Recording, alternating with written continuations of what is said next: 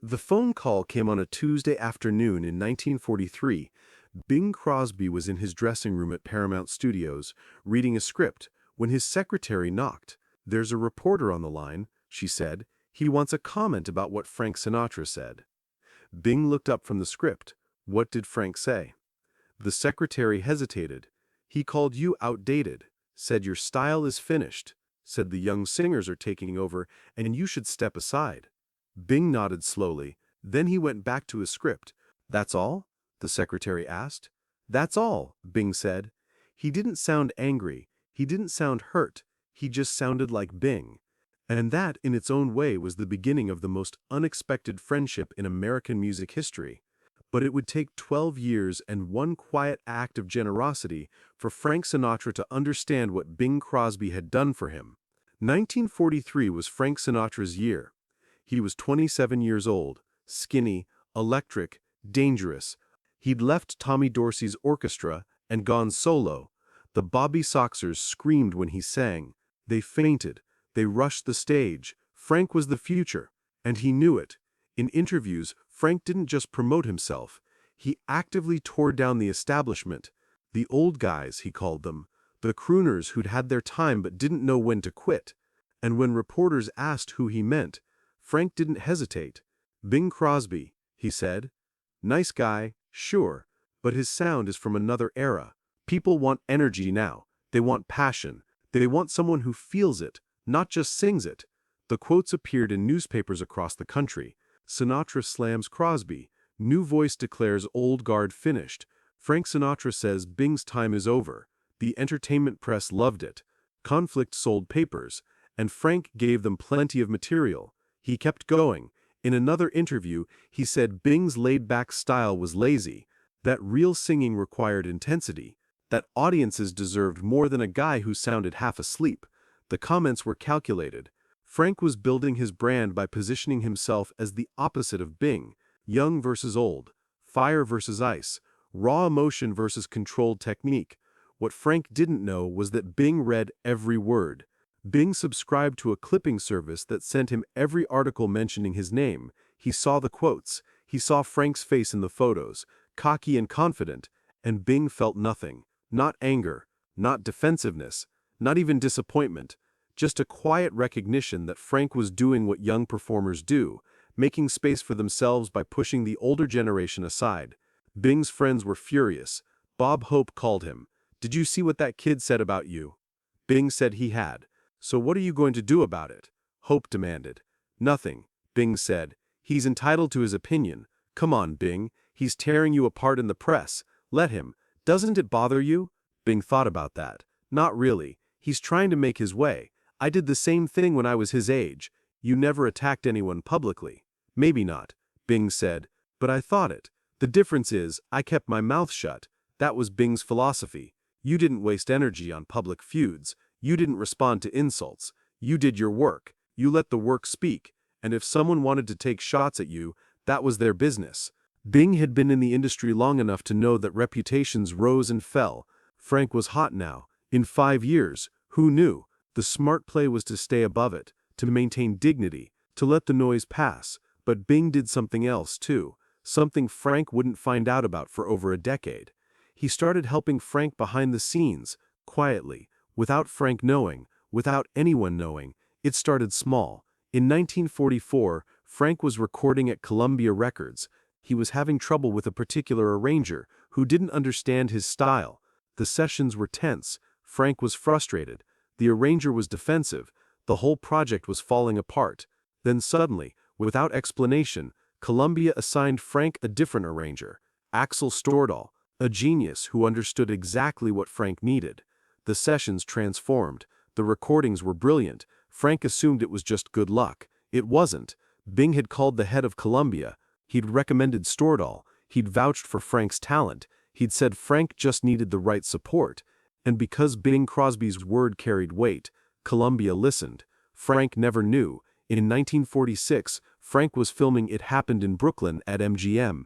He wanted a specific song for the final scene. The studio said no.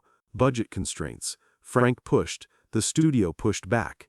Then, mysteriously, the budget was approved. The song was recorded. The scene was perfect. Frank thought he'd won the argument through sheer force of personality. He hadn't.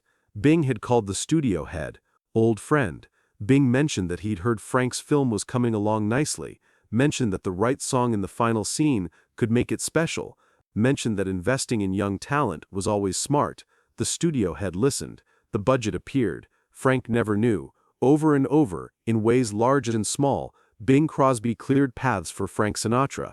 He never announced it, never asked for credit, never even hinted at it. He just did it, because that's what you did when you saw talent. You helped it grow, even if that talent was publicly calling you washed up. By 1950, the dynamic had shifted. Frank's career was struggling. The bobby-soxers had grown up. His recordings weren't selling. His films were flopping. His personal life was a mess. The press that had loved him now turned on him. And suddenly, Frank Sinatra wasn't the future anymore. He was yesterday's news. Bing, meanwhile, was still working, still successful, still steady. His career hadn't exploded like Frank's, but it hadn't imploded either. It just continued, year after year, film after film, record after record. Bing understood something Frank was just learning. Longevity wasn't about being the hottest thing for a moment. It was about being reliable forever. In 1953, Frank's career hit bottom. He was dropped by Columbia Records, dropped by his talent agency. His voice was damaged from nodes on his vocal cords. He couldn't get arrested in Hollywood. He was broke, desperate, humiliated. This was the man who'd said Bing Crosby was finished, and now Frank was the one who looked finished. Then something happened.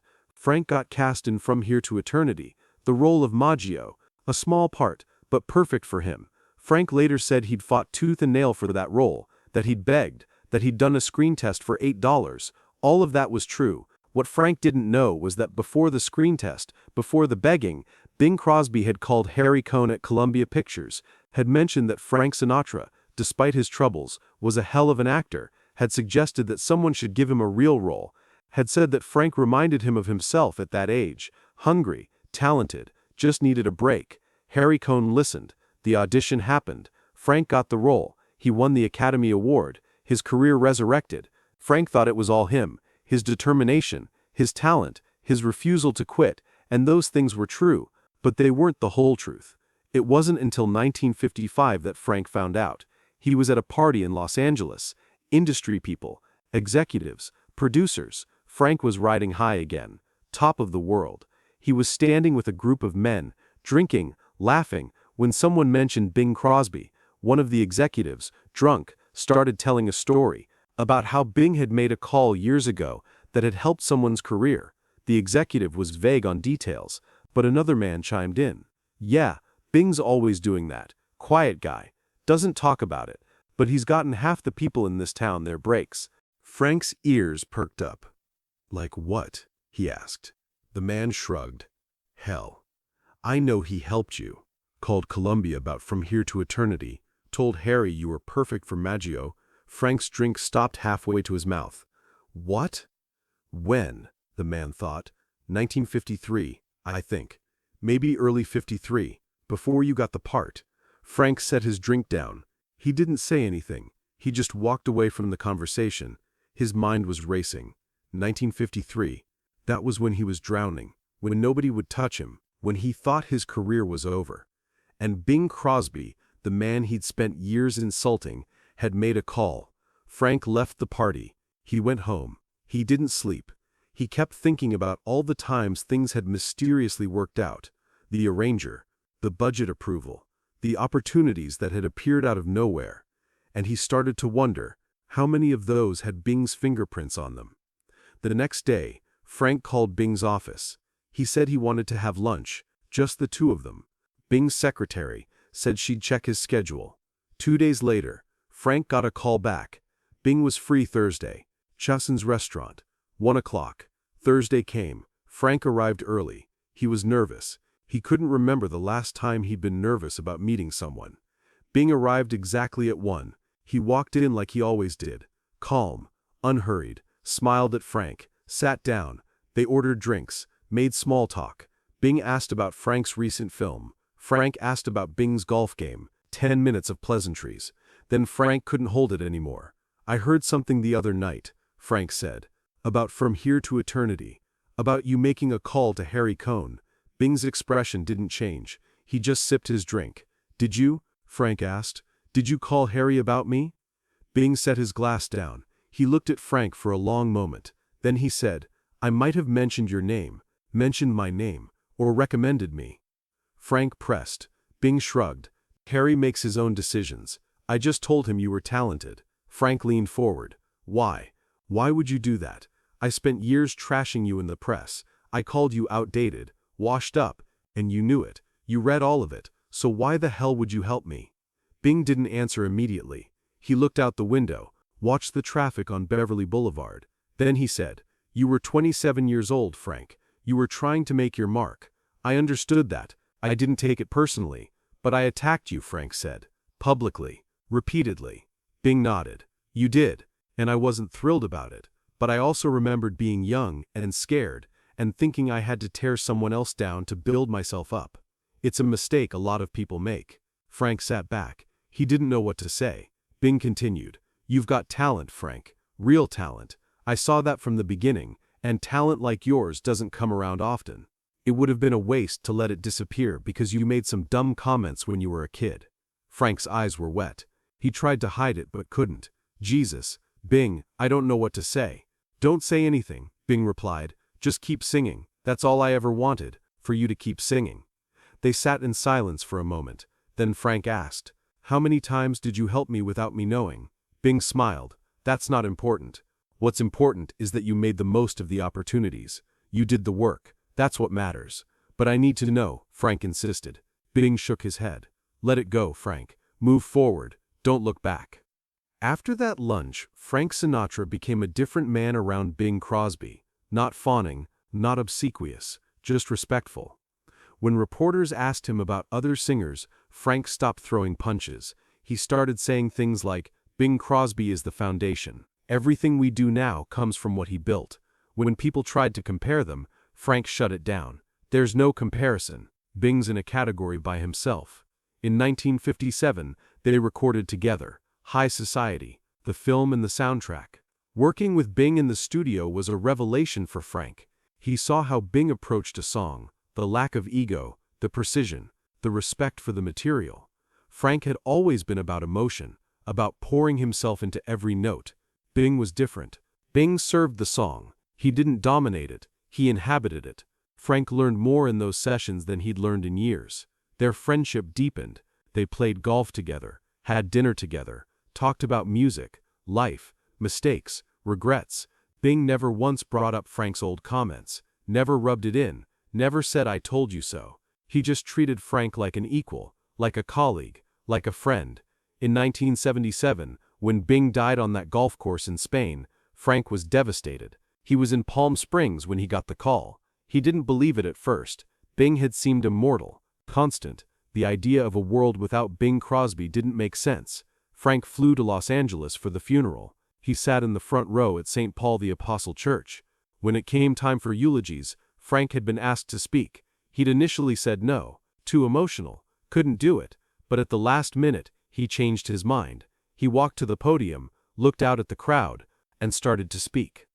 Bing Crosby was my father in music, Frank said. His voice was shaking. Everything I know about singing, I learned from him. Not from lessons, not from lectures, from listening, from watching, from understanding what he did and why he did it. Frank paused. He took a breath. But that's not why I'm standing here. I'm standing here because Bing Crosby saved my career. More than once. And he did it without me knowing, without asking for anything in return, without ever holding it over me. The church was silent. Frank continued. When I was young, I said some terrible things about Bing. I called him outdated. I said his time was over. I was stupid and arrogant and wrong. But Bing never responded, never fired back. He just kept working, kept being Bing. And when I was drowning, when nobody in this town would give me the time of day, Bing made calls, opened doors, gave me chances, and I didn't know. For years, I didn't know. Frank's voice broke. When I finally found out, I asked him why. Why would you help someone who attacked you? And he said, You've got talent, Frank. It would have been a waste. Frank wiped his eyes. That was Bing. He didn't hold grudges. He didn't play games. He just saw talent and helped it. He saw people struggling and lifted them up. He did it quietly, without fanfare, because for Bing, it wasn't about getting credit. It was about doing what was right. Frank stepped back from the podium. Then he stepped forward again. "One more thing," he said. "I spent years trying to be different from Bing, trying to prove I was the new thing, the better thing. But the truth is, I spent my whole life trying to be half the man Bing Crosby was, and I never got there. None of us did."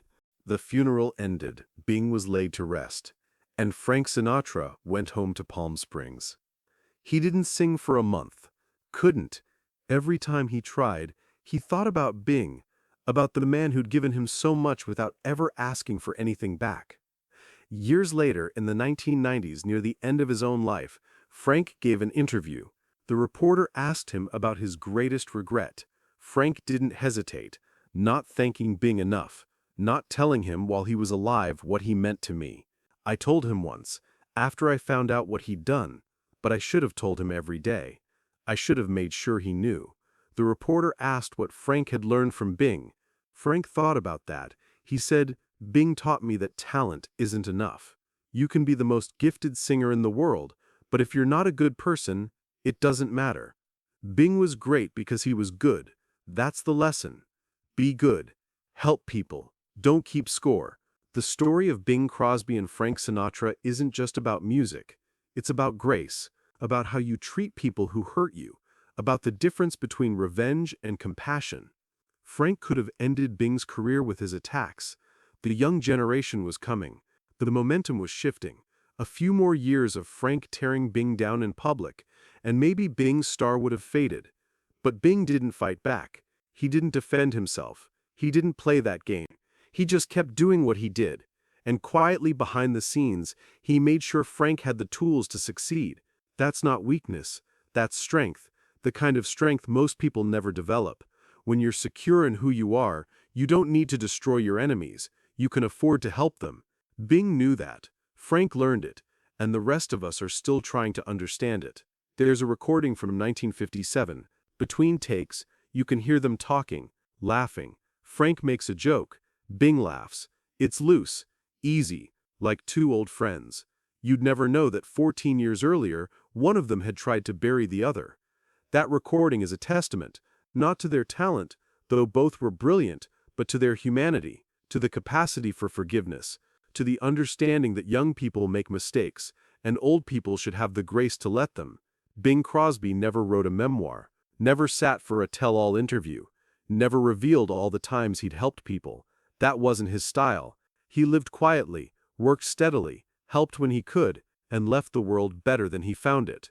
Frank Sinatra, on the other hand, couldn't stay quiet. He talked about Bing constantly in his later years, told anyone who would listen what Bing had done for him, how Bing had saved him, how Bing had taught him. It was Frank's way of paying the debt, of making sure people knew. In the end, Bing's silent revenge wasn't revenge at all. It was mercy. It was wisdom. It was the understanding that life is long, and careers are short, and the only thing that matters is how you treat people along the way. Frank Sinatra tried to destroy Bing Crosby, and Bing Crosby responded by building Frank Sinatra's career. That's not genius, that's grace. And grace, as it turns out, is the most powerful weapon of all. That interview aired in 19... Frank was 77 years old. His voice was fraying, his health was declining.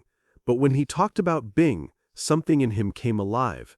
The interviewer noticed it, noticed how Frank sat up straighter, how his eyes focused, how the usual guarded quality disappeared. Talking about Bing wasn't nostalgia for Frank, it was gratitude, deep, unending gratitude. By the mid-1990s, Frank's performing days were over. He could barely walk, his memory was failing, but he still kept a photograph of Bing on his desk, in his home office in Beverly Hills, right next to photos of his daughters, his grandchildren. Bing was there, always there, a reminder, a standard, a conscience. Frank's daughter Tina later wrote about finding her father sitting alone one afternoon, staring at that photograph. She asked if he was okay. Frank didn't look at her. He just said, "I wonder if I did enough." "Enough for what?" Tina asked. "Enough to make him proud," Frank said. I wonder if Bing knew how much he meant to me. Tina told him, Dad, the whole world knows. You never stop talking about it. Frank shook his head. I should have said more. I should have done more. That was the burden Frank carried. Not guilt exactly, but the weight of unpayable debt. Bing had given him so much, had saved him at his lowest point, had never asked for anything in return, and Frank spent 40 years trying to balance the equation, helping other singers, making calls, opening doors, but it never felt like enough, because how do you repay someone who asks for nothing?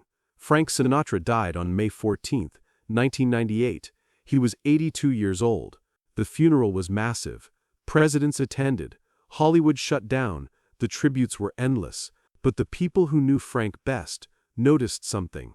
In his casket, tucked into his jacket pocket, was a photograph, not of his wives, not of his children, a photograph of Bing Crosby, from the 1950s, the two of them on a golf course somewhere, laughing. Frank had requested it, had told his family that when he died, he wanted Bing with him. Tina Sinatra told this story years later. She said her father believed that when you die, you meet the people who shaped you, and Frank wanted to be ready, wanted to have Bing's picture with him, wanted to be able to say, look, I carried you with me, I never forgot. The connection between Bing Crosby and Frank Sinatra didn't end with their deaths. It echoed forward into new generations, new singers, new styles.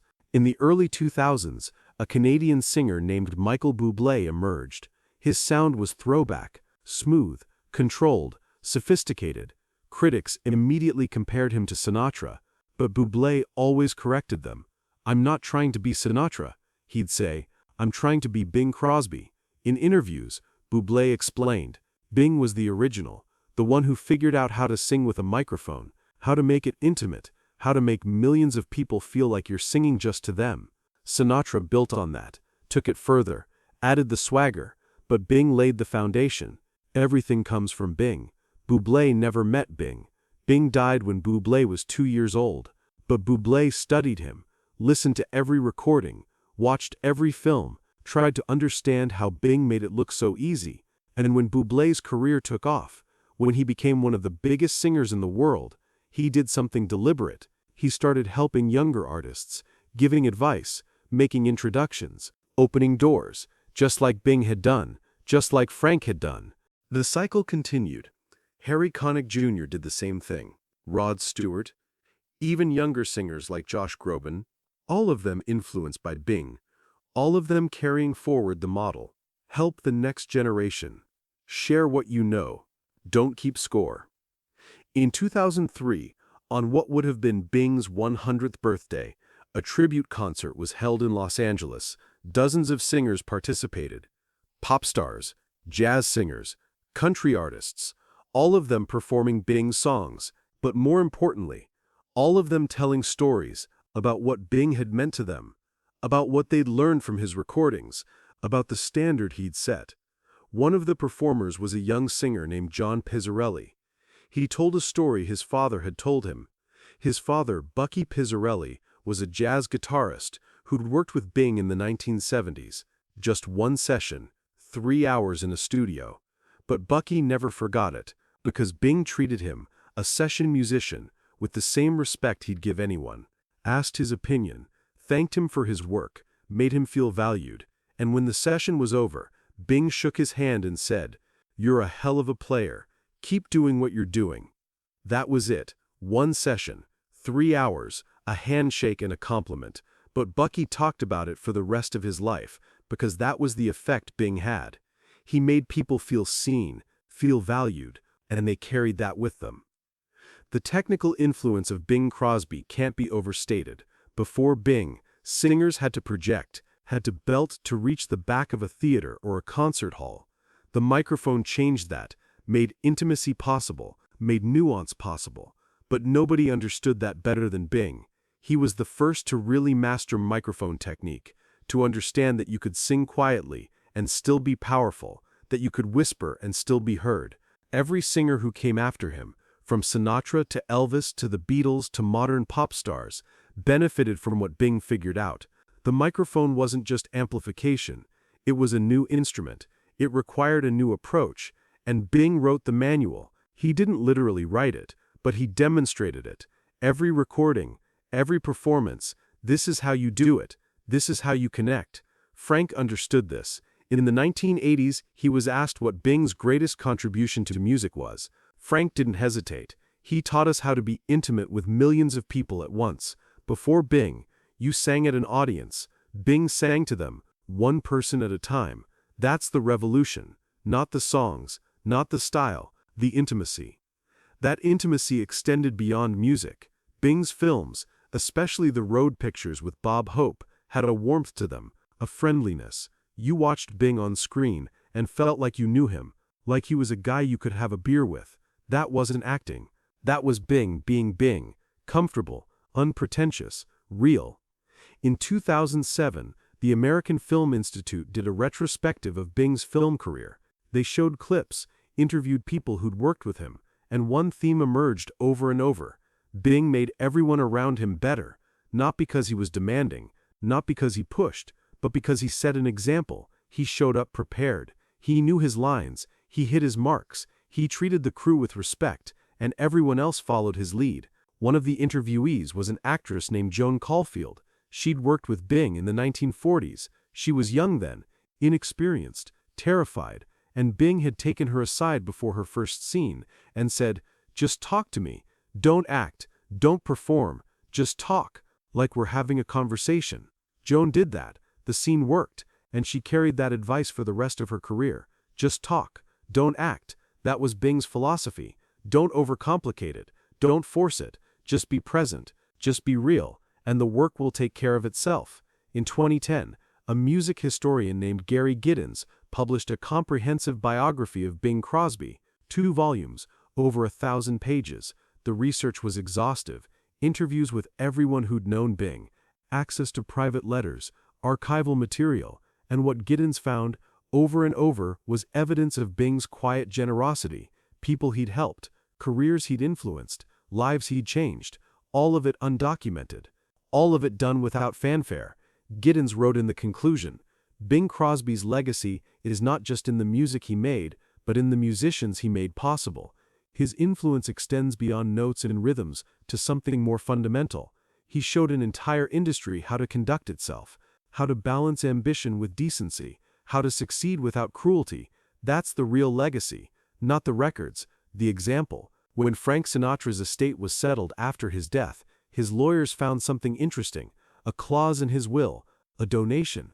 Every year, on Bing Crosby's birthday, a donation was to be made to the music department at Gonzaga University, Bing's alma mater. The donation was substantial, and it was to be made in perpetuity, forever. Frank had set it up in the 1980s, never told anyone, just did it, because that's what Bing would have done. Help quietly. Don't make noise, just help. The cycle of grace that Bing started in the 1940s is still turning. Artists still help each other, still make calls, still open doors, not always, not universally. The music industry is still competitive, still brutal in places, but there's a thread, a tradition, a model, and when you trace it back far enough, it leads to Bing Crosby, standing in a recording studio in 1942, singing about white Christmases, making it sound easy, making it sound inevitable, and quietly behind the scenes, making sure the next generation had a chance to do the same. Frank Sinatra tried to destroy Bing Crosby, and Bing Crosby responded by becoming Frank Sinatra's greatest teacher. That's not revenge, that's transformation, taking an enemy and turning him into a student, taking an attack and responding with grace, taking competition and turning it into collaboration. The world is full of people trying to tear each other down, trying to win by making others lose, trying to succeed by ensuring others fail. That's the easy path, the obvious path, the path most people take. Bing Crosby took a different path. He decided that someone else's success didn't diminish his own, that helping others didn't weaken him, that grace was stronger than revenge, and he was right, because 70 years after Frank Sinatra called him outdated, people are still talking about Bing Crosby, still listening to his music, still studying his technique, still trying to understand how he did what he did, not just the singing, but the living, the way he moved through the world, the example he set. Frank Sinatra spent 40 years trying to repay a debt he could never fully repay, and in trying, he created his own legacy of generosity. He helped countless singers, changed countless lives, and every time someone thanked him, he pointed back to Bing. That's the genius of what Bing did. He didn't just help Frank, he inspired Frank to help others, and those others helped still others. The grace multiplied, the generosity spread, the example endured. In the end, Bing Crosby's silent revenge wasn't revenge at all. It was grace, it was wisdom, it was the understanding that the highest form of victory isn't defeating your enemy, it's transforming them, turning them into your ally, your advocate, your friend. Frank Sinatra tried to destroy Bing Crosby, and Bing Crosby turned Frank Sinatra into the person who made sure Bing Crosby would never be forgotten. That's not just genius, that's grace, and grace, as it turns out, is the most powerful force in the world.